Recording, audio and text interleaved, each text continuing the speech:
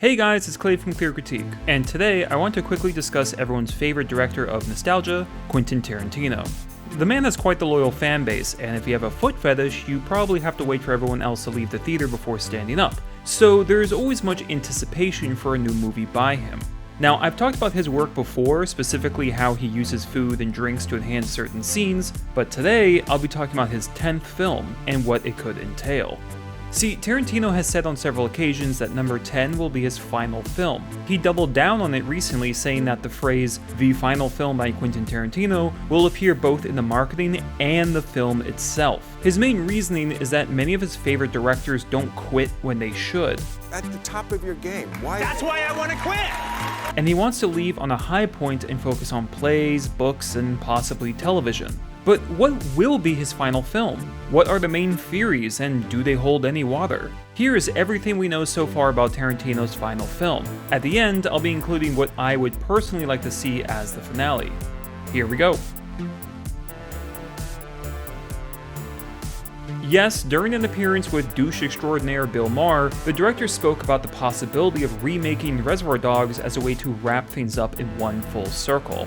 I have no doubt fans would react positively to this, and not only because of how much of the modern filmmaking public wants to see the same content over and over.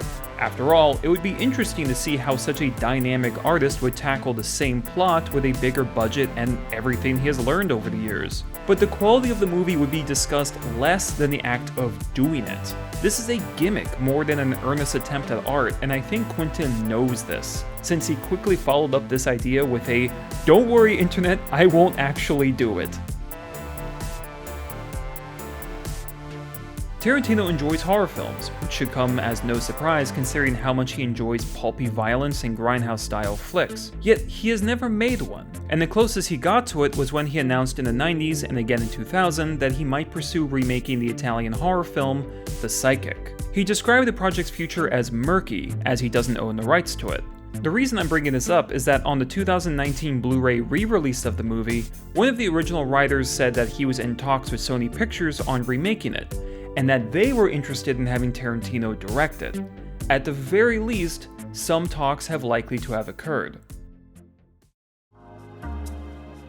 A popular theory is that Tarantino will make a long-awaited sequel to the Kill Bill films. He has stated on numerous occasions that he's considered the idea, and that the plot could center on the daughter of Vernita Green taking revenge on Beatrix Kiddo. The obvious reason for why this won't likely be a reality is because of the main star, Uma Thurman.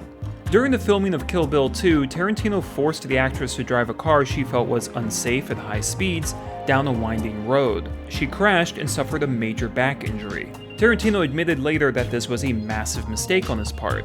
And then of course there's the sexual assault she had to deal with at the hands of Harvey Weinstein. Both of these incidents were covered up for a long stretch of time, and as a result, the relationship between Uma and Quentin was understandably soured. Tarantino has recently stated having dinner with the actress and that the relationship has improved. He allegedly spoke with her about Kill Bill 3 and on the Joe Rogan podcast noted that the project was still fresh in his mind.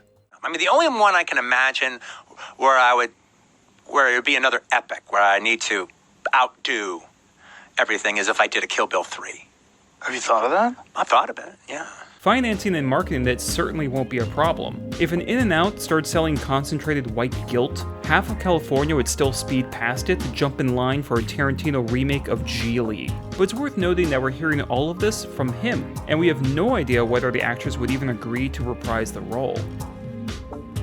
While these are all theories with varying levels of potential, the most telltale sign of what the 10th movie will be like came from the director himself in one word: Epilogue.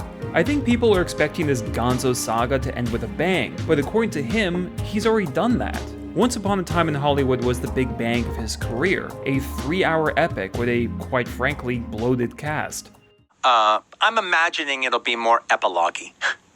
Like, this is the big one, and then whatever I end up doing for that last one, like I said, a bit more of an epilogue, just as you're wrapping up the career. To me, this implies a less bombastic, heavy movie. Something smaller in scale, restrained in action, maybe even gentler in tone, and likely with some sense of closure in the finale. And this fits with what I personally would like to see as his last movie.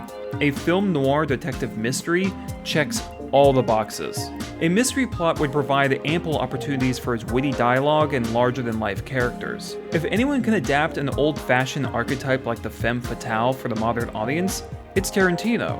One of his main strengths, if not his biggest one, is crafting lines that are believable and impactful without losing the style and camp of the era from which they are inspired. A black and white film would not only serve as a neat challenge for the director, but it's something he at least has some comfort in doing.